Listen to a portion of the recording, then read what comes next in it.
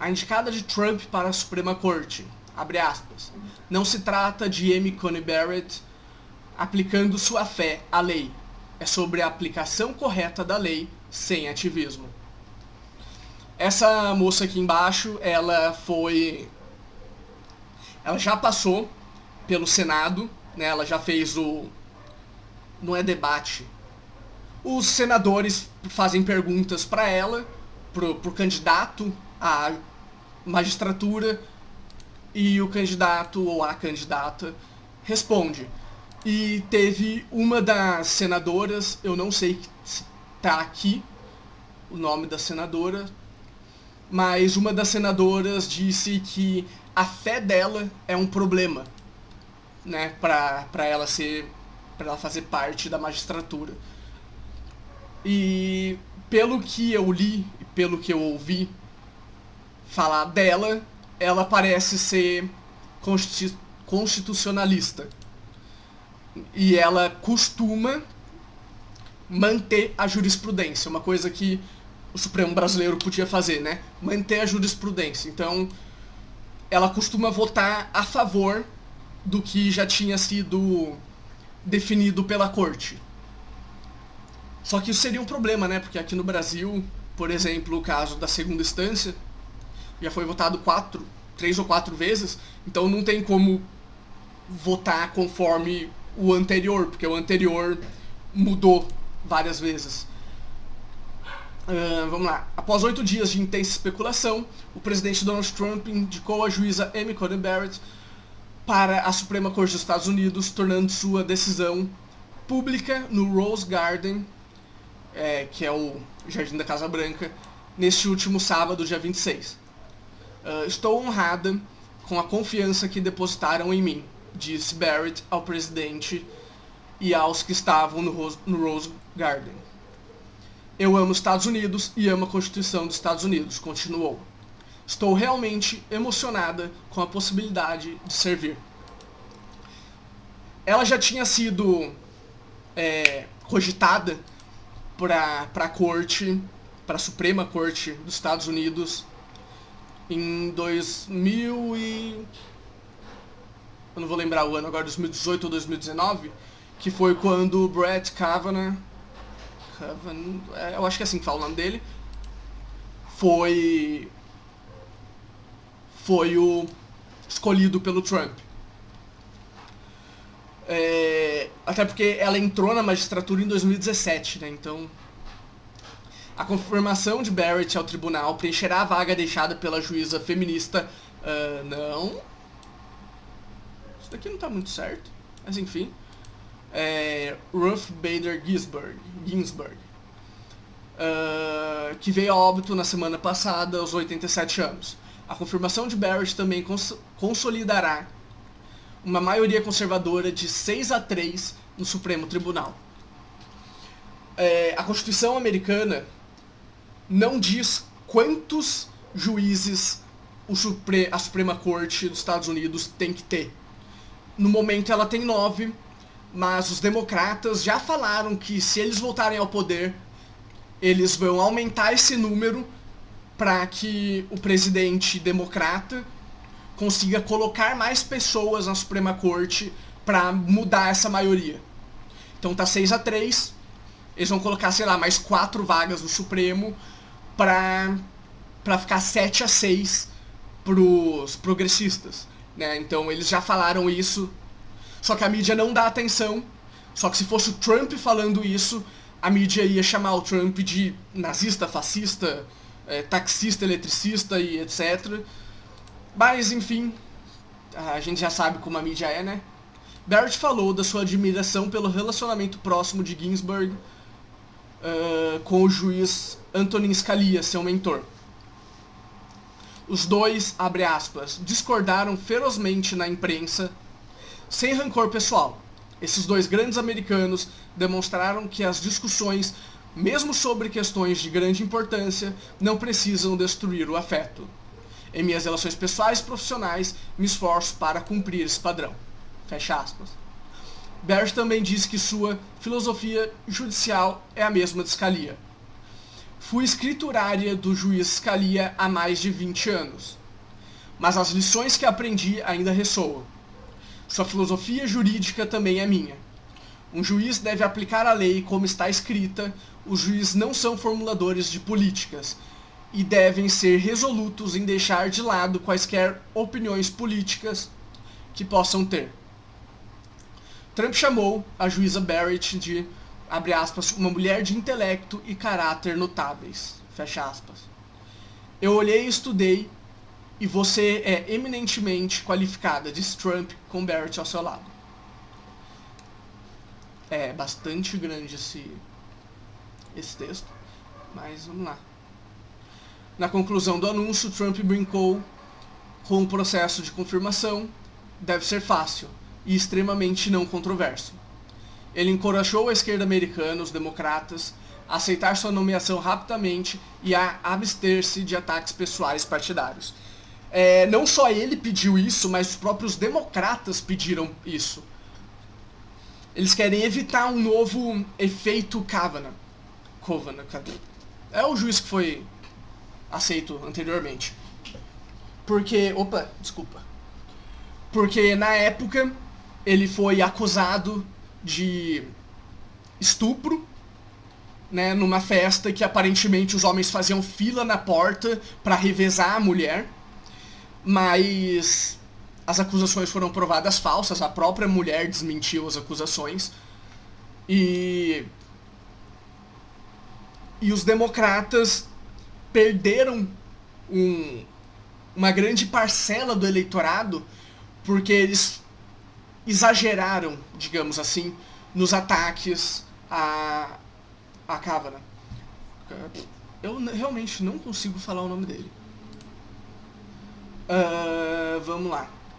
Oposição. O líder da minoria no Senado. Isso aqui a gente já sabe que ele se opôs, mas vamos abrir aspas para ele. Praticamente tudo que a América acredita e defende quando se trata de questões como saúde, direitos trabalhistas, direitos LGBT e direitos das mulheres, a juíza Barrett se opõe a tudo isso. Fake news! Porque a gente sabe que 80% dos americanos se dizem cristãos, ou se dizem católicos, pelo menos. Então, pelo menos 80% dos americanos apoiam ela em pelo menos 2 desses pontos, que é os direitos LGBTQ+, e os direitos das mulheres. E a questão justamente que eles não querem que ela seja atacada tanto é porque a mulher normal, né, dona de casa ou a mãe de família, se identifica muito com ela. Ela é mãe de 7 filhos, tem 2 adotados e ela é religiosa, que é, tirando a parte do número de filhos, é praticamente uma mãe de família normal, né? Não tem muita diferença. Então, se atacarem ela por ser religiosa, basicamente estão atacando 80% das mães de família. Se atacarem ela por ter filhos, estão atacando 80% das mães de família dos Estados Unidos. Então, não faz sentido. Tem um... Vou sair da câmera por um momento aqui. Teve um professor, eu não vou saber a universidade dele, eu acho que está na outra notícia, que falou que o fato dela ter adotado 2 crianças negras mostra a supremacia branca dela e a supremacia colonialista que ela tem implementada dentro de si, e o fato dela ser religiosa mostra o preconceito dela com as outras pessoas. Isso é justamente o que os líderes democratas não queriam que fosse falado sobre ela. E é justamente o que os líderes dos movimentos coletivistas estão fazendo. Vamos lá. Eu vou colocar o link na descrição, porque a notícia é grande. Senadores republicanos. Ela tem 48 anos. Os senadores republicanos já estão pressionando por uma confirmação rápida de Barrett, de 48 anos, que seria a mais jovem atualmente servindo o Tribunal Superior. Muitos estão procurando concluir o processo antes da eleição de 3 de novembro. Ela seria a 6ª juíza em um tribunal de 9 membros a ser nomeada por um presidente republicano e a 3ª nomeação do primeiro mandato de Donald Trump. E seria, se eu não me engano, a 4ª mulher a entrar na corte. Eu não tenho certeza, mas eu acho que é isso. E o senador Mitch McConnell, ele já disse que ele pretende a confirmação dela na corte até a última semana de agosto, né? Uma semana antes das eleições. O importante, currículo. Barrett é juíza do Tribunal de Apelações do 7º Círculo dos Estados Unidos. Antes dessa função, ela foi estudante de Direito e em seguida professora de Direito da Faculdade de Direito de Notre Dame, no estado de Indiana. O marido de Barrett, Jesse, é um ex-promotor federal. O casal de South Bend, em Indiana, tem 7 filhos, incluindo 2 adotados do Haiti e um filho com síndrome de Down. Todos têm menos de 20 anos e as pessoas estão atacando eles. Ou pelo menos estão usando eles para atacar ela. Barrett chamou a atenção do governo Trump em 2017, quando foi confirmada para o Tribunal de Apelações em uma votação partidária com democratas atacando sua fé católica. O presidente Trump também a chamou de cachorro fazendo besteira ali. Não. O presidente Trump também a chamou para uma entrevista em 2018 após a aposentadoria do juiz Anthony Kennedy, mas no final escolheu Brett Kavanaugh. A jovem juíza é uma católica devota que vive suas crenças pró-vida. Sua confirmação a tornará a 6ª católica atualmente no Tribunal Superior. Críticos estão levantando preocupações sobre como suas crenças religiosas influenciarão seu pensamento jurídico. Durante sua audiência de confirmação em 2017, ela foi questionada se acreditava que o aborto é sempre imoral. Ela afirmou que é o que a Igreja Católica ensina, mas também disse que, se confirmada, sua visão pessoal não afetaria seus deveres como juíza.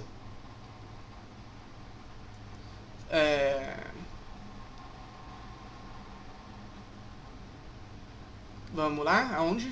Nos 2 casos relacionados ao aborto, que ela ouviu no Tribunal de Apelações, ela votou a favor das restrições ao aborto. Ela também se opôs ao mandato de controle de natalidade da Lei de Proteção e Cuidado ao Paciente, dizendo que é uma grave violação da liberdade religiosa. Mas é sua história pessoal que ilumina suas visões pró-vidas. Um de seus filhos biológicos tem síndrome de Down. Ela soube do diagnóstico durante o teste pré-natal, mas optou por ficar com a criança. Suas convicções religiosas são provida e ela vive essas convicções, disse o juiz distrital dos Estados Unidos, Patrick Schultz, ao New York Times. A questão do que acreditamos como uma questão religiosa não tem nada a ver com o que acreditamos que um documento escrito diga. Barrett também demonstrou que suas crenças significam ajudar as pessoas em todas as fases da vida. Em uma coluna do Washington Post, o professor de Direito da Notre Dame, O. Carter Snead, escreve sobre uma estudante cega, deficiente visual. Acho que não precisava disso, né? É bem claro que uma pessoa cega, enfim. Que enfrentou obstáculos em seu primeiro ano na universidade.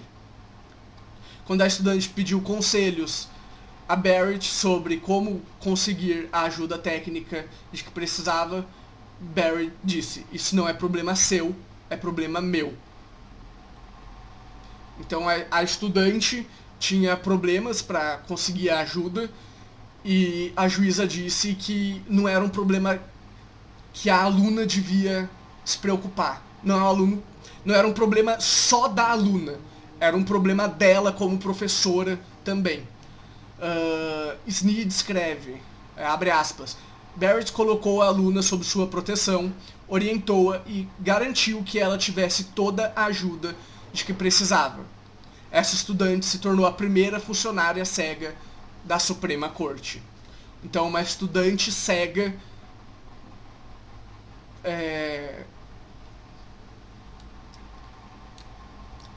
no primeiro ano da universidade. Realmente é bem grande.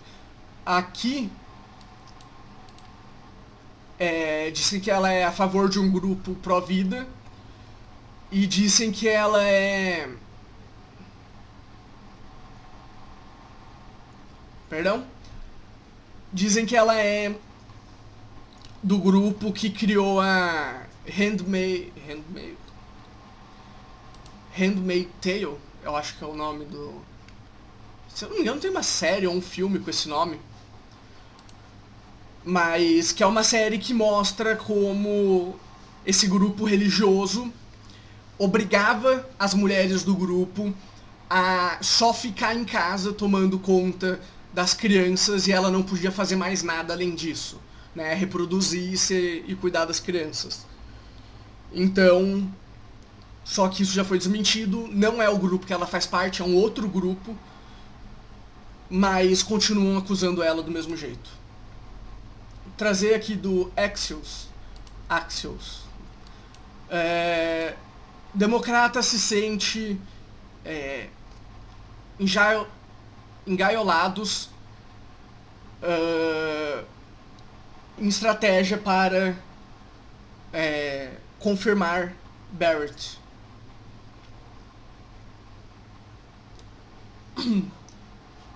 Eu não vou ler tudo. Vamos lá. Democratas, privadamente, temem que será muito difícil... temem que ser muito duro com a juíza Amy Coney Barrett em sua audiência de confirmação pode ser um tiro pela culatra se os senadores tentarem ser...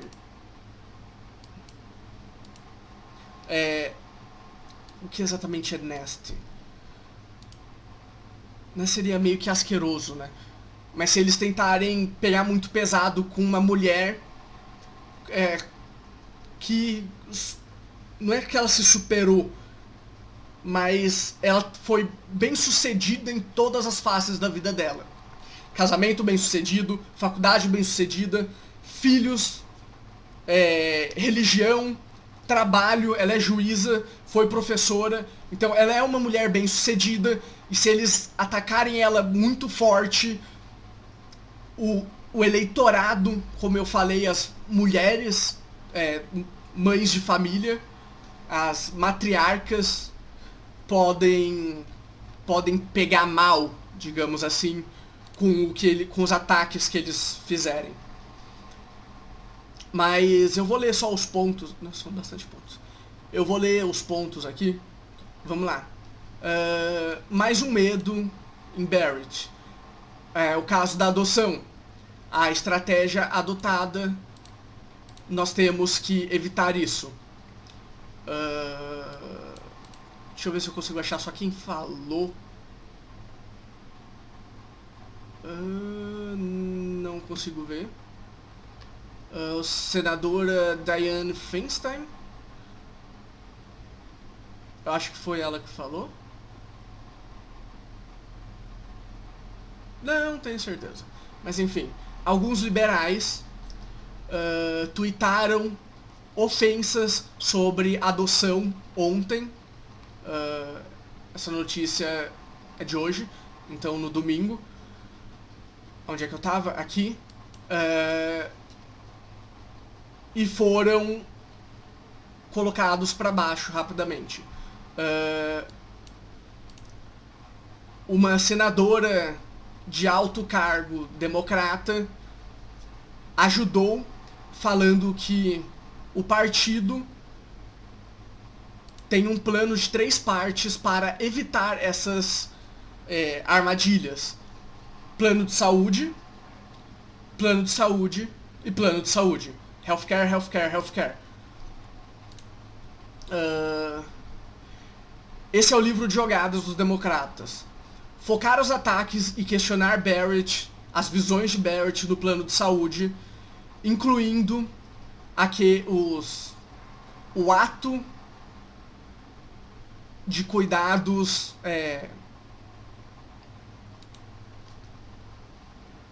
afortáveis não existe, que são financeiramente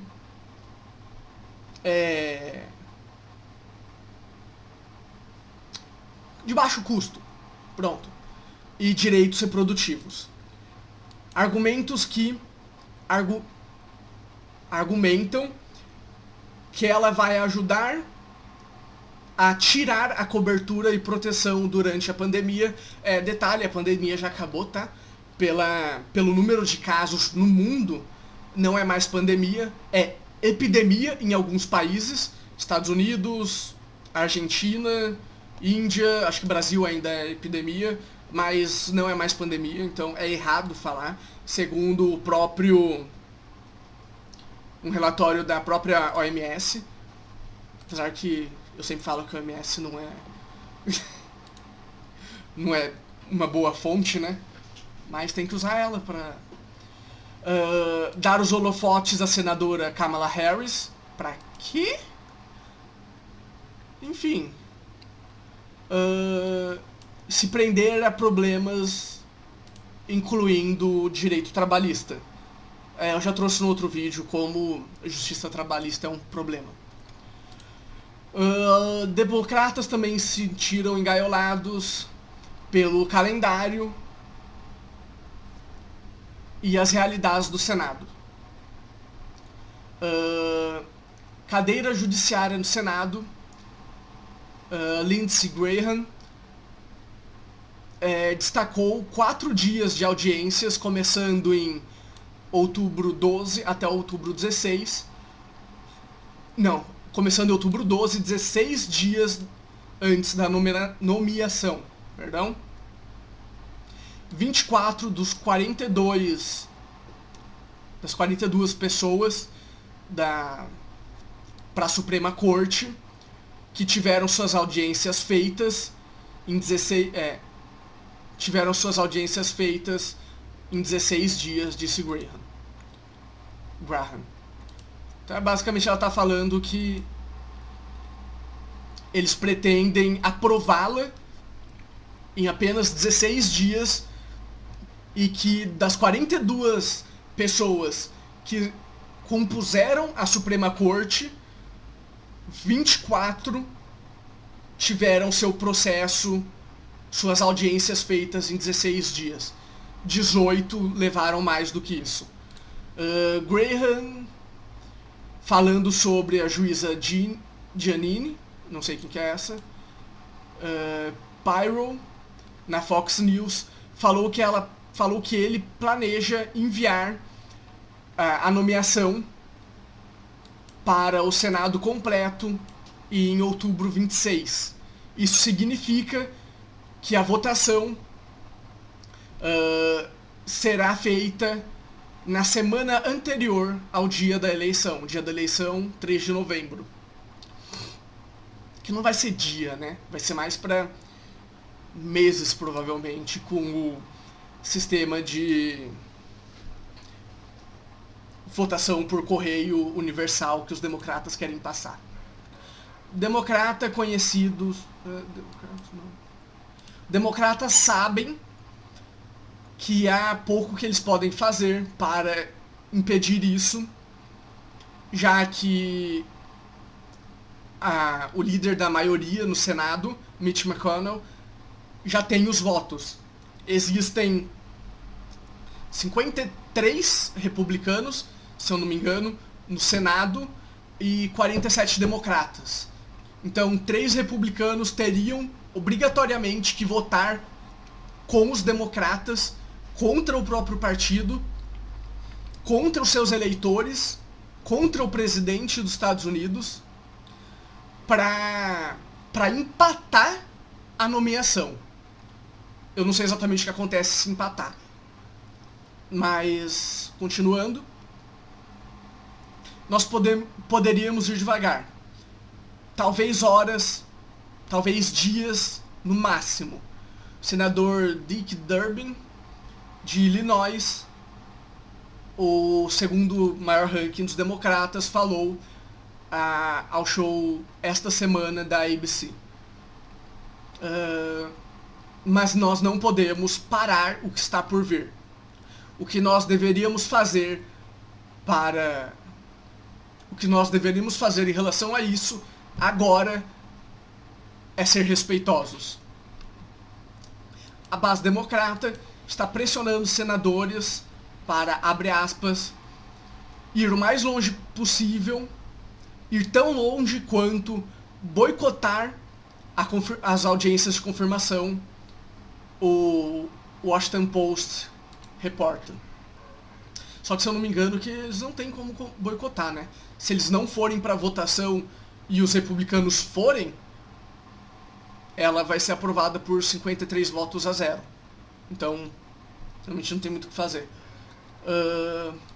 Mas não haverá muito disso. A maior ajuda... The top aide told me that... Eles falaram que fazer isso só vai acelerar o processo de audiência e dar aos republicanos uma plataforma livre para promover Barrett sem qualquer oposição. Quando Graham foi perguntado na Fox sobre a possibilidade dos democratas boicotarem as audiências, aqui tá falando the chairman, né, que seria o cadeirante, mas é porque chairman é como eles falam as pessoas que sentam no Congresso. Então o congressista riu e falou: bem, isso faria deles mais rápidos. Alguns democratas no comitê podem recusar a cortesia tradicional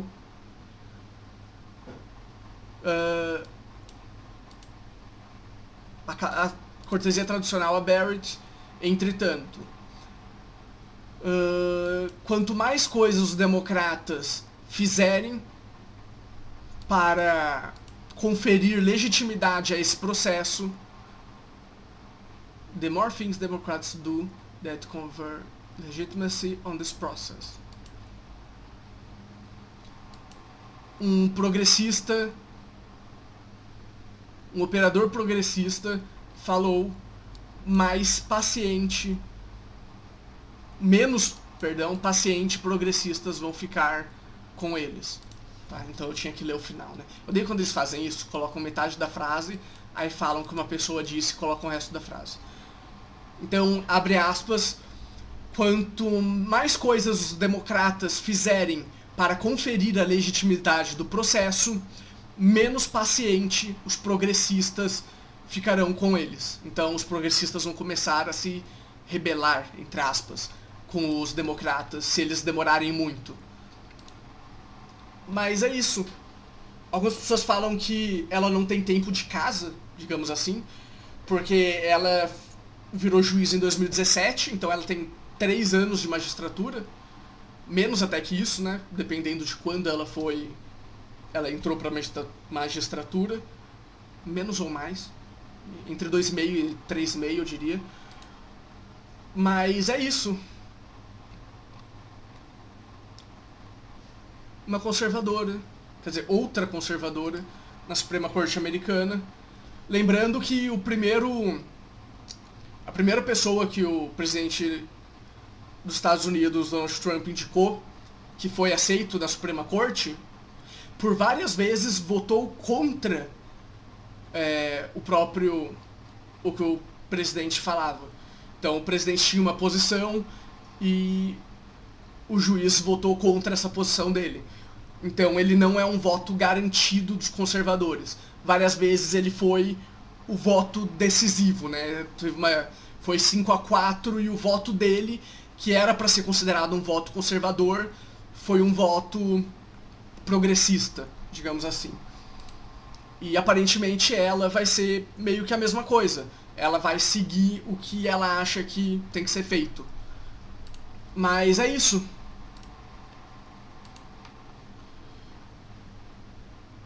E é exatamente isso que eu acho que devia ser feito aqui no Brasil. Aplicação correta da lei sem ativismo. O Supremo podia... Nosso Supremo podia aplicar essa frase.